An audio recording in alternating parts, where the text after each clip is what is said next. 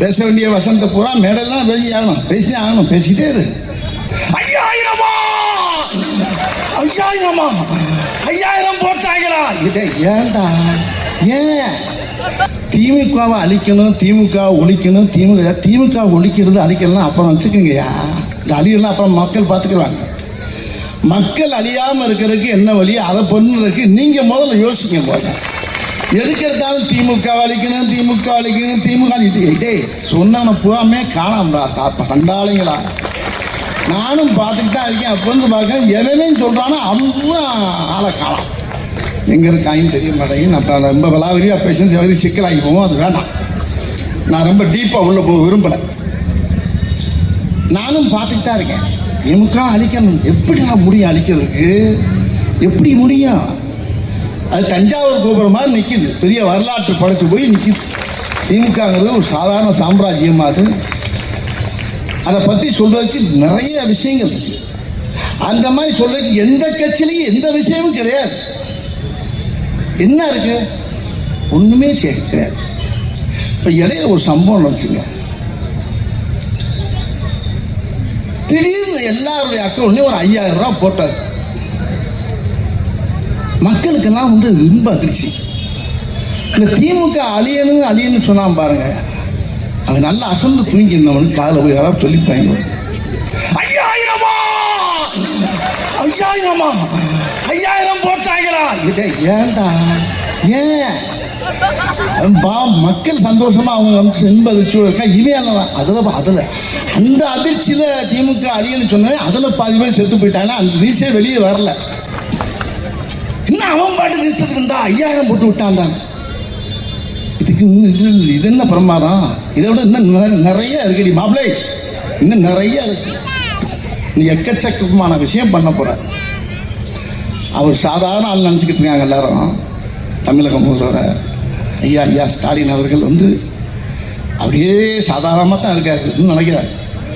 கிடையாது. நீங்கள் என்ன வேணாலும் பேசு, என்ன வேணாலும். ஏன்னா பேச வேண்டிய வசந்த பூரா மேடெல்லாம் பேசி ஆகணும் பேசிக்கிட்டே இரு. ஆனால் செயல்பாடுகள் இருக்க ஒரே ஒரு கட்சி திமுக தான். இந்த தமிழ்நாட்டில் தங்கச்சி சகோதரி சொன்ன மாதிரி தமிழ்நாட்டில் இந்த கட்சியை விட்டா வேற எந்த கட்சிக்கும் இந்த பவர் கிடையாது. ஒரே ஒரு விஷயத்தை மட்டும் நல்லா சொல்லிடுறேங்க. ஒரு விஷயத்த சொல்லிடுறேன். நீங்கள் நம்ம ஆட்சி திமுக ஆட்சி இது இல்லாமல் கொஞ்ச நேரம் கற்பனை பண்ணி பாருங்களேன், தமிழ்நாடே அழிஞ்சிடும். நம்ம கட்சி இல்லைன்னா இதுக்கு ஈக்குவலாக இந்த நாட்டில் ஆள்றது தமிழ்நாட்டில் யாருமே கிடையாது. வேற யார் வந்தாலும் அன்றைக்கி தலைவர் சொன்னார் பாருங்க, ஒரு வார்த்தை அருமையாக சொன்னார். ஒரு வார்த்தை சொன்னார், அதாவது வேற கட்சின்னு நினச்சிங்கன்னா நம்ம போட்ட திட்டங்கள்லாம் காலி ஆகிடும். அவன் ஒரு சட்டத்தை மாற்றுவான், திட்டத்தை மாற்றுவான், என்னென்னமோ பண்ணி மொத்தத்தில் தமிழ்நாடுங்கிற பேரே தூக்கிடுவாங்க. அவ்வளோதான். அதுக்கு வேண்டி ஏற்பாடு பண்ணிடுவாங்க. ஏன்னா தட்டி கேட்கறதுக்கு அந்த சைடில் எங்கேயுமே யாருமே இல்லை நம்ம கட்சியை தவிர. எந்த நெருக்கடியும் சந்திக்கக்கூடிய ஒரே ஒரு தலைவன் தமிழ்நாட்டில் முதல்வர் ஐயா ஸ்டாலின் அவர் தான். எந்த நெருக்கடியும் எந்தையும் சந்திக்கக்கூடிய அளவுக்கு அவருக்கு தைரியமும் தன்னம்பிக்கையும் அவர் இருக்கு. அவர் ஒரு ஆள் இருக்கனால தான் தமிழ்நாட்டுக்கும் பாதுகாப்பு, தமிழ்நாட்டு மக்களுக்கும் பாதுகாப்பு, தமிழக பெண்களுக்கும் பாதுகாப்பு, மகளிருக்கு பாதுகாப்பு, எல்லா குழந்தைகளுக்கும் பாதுகாப்பு, எல்லா செல்வங்களுக்கும் பாதுகாப்பு.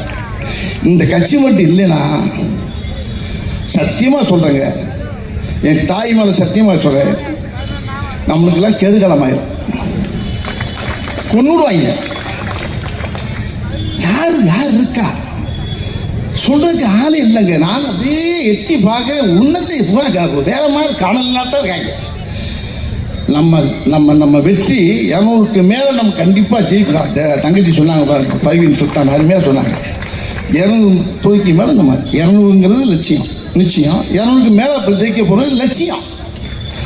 ஆனால் அதுக்கு மேலே 36க்கும் முதலமைச்சர் யாருன்னா நம்மால் தான், நம்ம தலைவர் தான்.